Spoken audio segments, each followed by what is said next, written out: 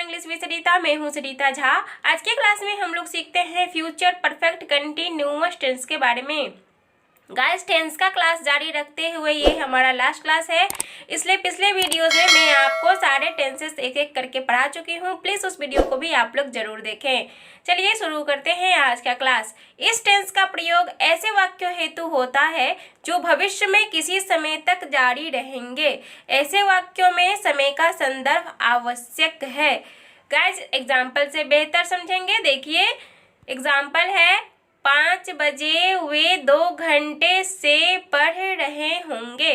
इस वाक्य में ये बताया जा रहा है कि जब हमारे घड़ी में 5 बजेगी तब वे 2 घंटे से पढ़ते हुए आ रहे होंगे। अर्थात फ्यूचर में जो हमारा समय होगा उस समय तक ये काम जारी ही रहेगा। इसी तरह का वाक्य हमारा फ्यूचर परफेक्ट कंटिन्यूअस टेंस के अंतर्गत पढ़ा जाता है। चलिए इसका ट्रांसलेशन देखते हैं। They will have been reading for 2 hours by 5 o'clock।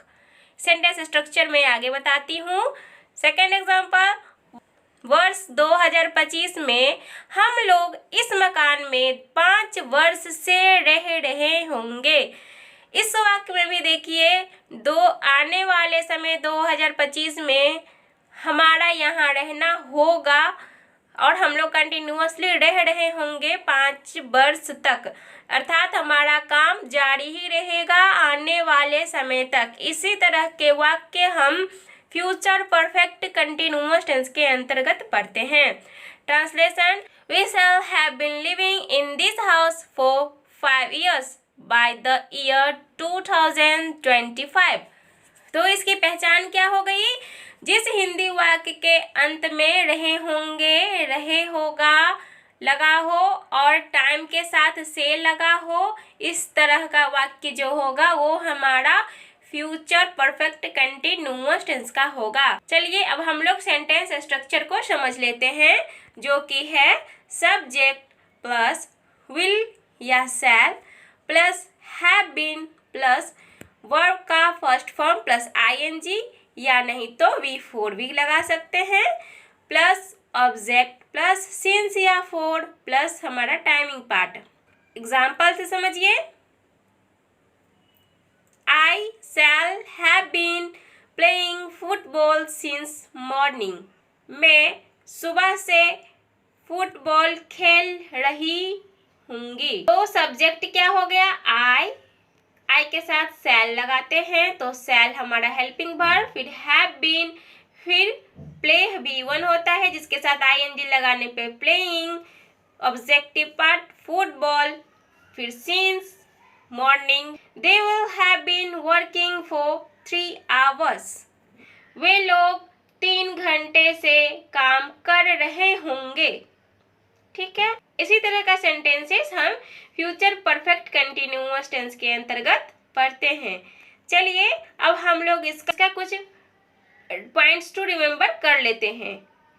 इस तरह के वाक्यों में विल या शैल के साथ हैव बीन का प्रयोग होता है और हैज बीन का नहीं होता है। हमेशा ही हैव बीन ही लगाएंगे, हैज बीन कभी नहीं आती है।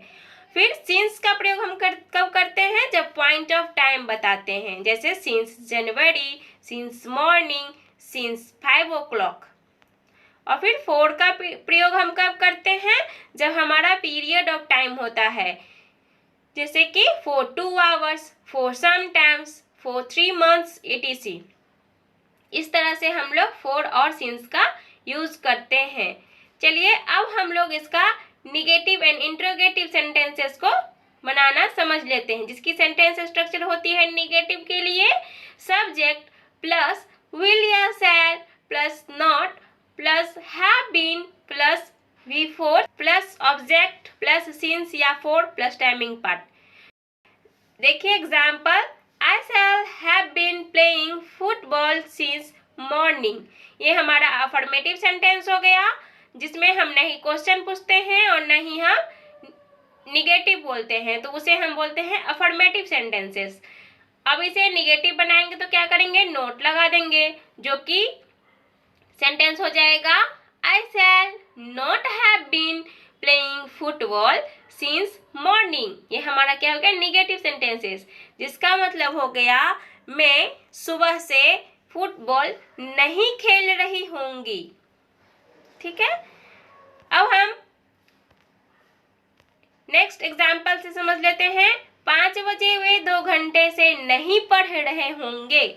तो क्या हो गया इसका translation, they will not have been reading for 2 hours by 5 o'clock।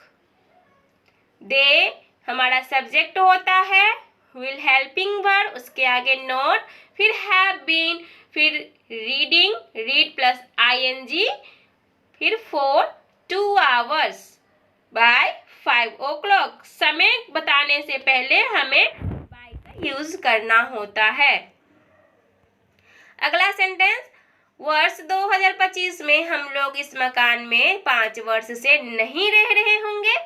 तो क्या हो जाएगी इसकी translation, we shall not have been living in this house for 5 years by the year 2024। बस हमें क्या करना होता है, शैल के आगे नोट लगा देना होता है और हैव बीन से पहले, तो ये सेंटेंस निगेटिव हो जाती है।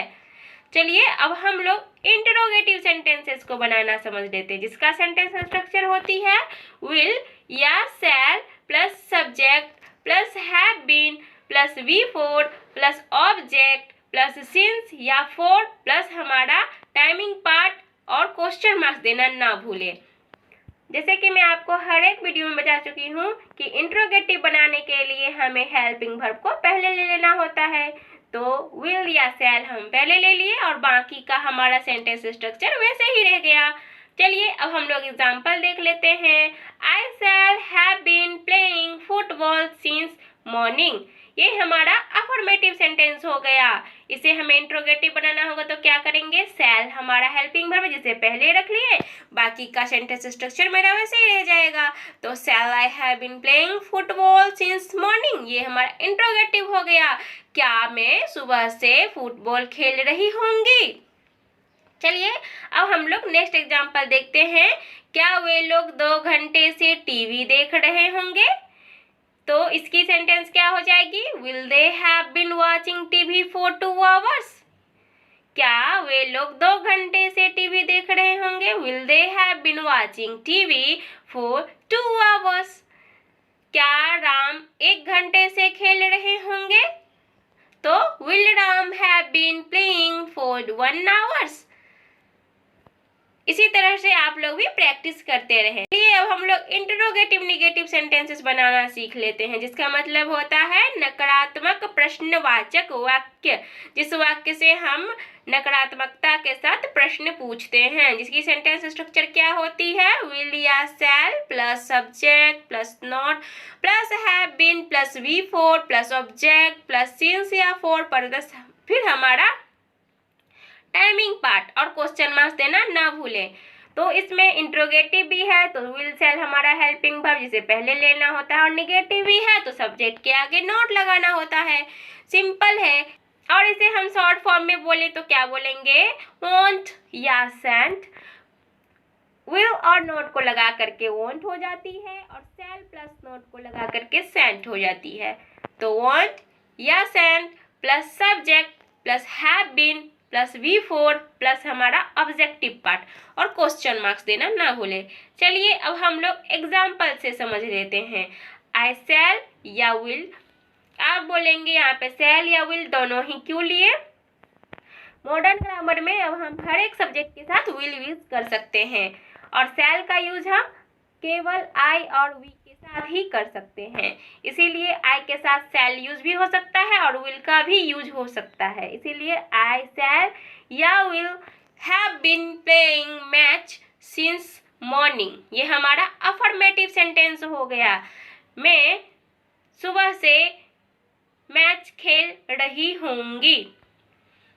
तो इसे हमें निगेटिव इंट्रोगेटिव बनाना हो तो शैल आई विल पहले ले लेंगे, आई फिर हमें नोट लगाना होगा क्योंकि निगेटिव ही बनानी है। तो shall will I not have been playing match since morning, क्या मैं सुबह से मैच नहीं खेल रही होंगी। ठीक है, इसी तरह से वॉन्ट या सेंट, अगर हमें इसे शॉर्ट फॉर्म में बोलना हो तो I have been playing match since morning. Won't send I have been playing match since morning. ये हमारा शॉर्ट फॉर्म हो गया। क्या मैं सुबह से मैच नहीं खेल रही होंगी? एक एग्जाम्पल है, वे लोग सुबह से काम कर रहे होंगे, जिसका ट्रांसलेशन आपको कमेंट बॉक्स में लिख करके भेजना है। इसी तरह से आप लोग भी प्रैक्टिस करते रहें और जो भी कोई कंफ्यूजन हो तो उसे कमेंट बॉक्स में ज़रूर भेजें।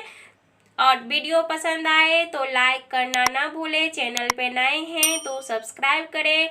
तब तक के लिए bye bye. Thanks for watching.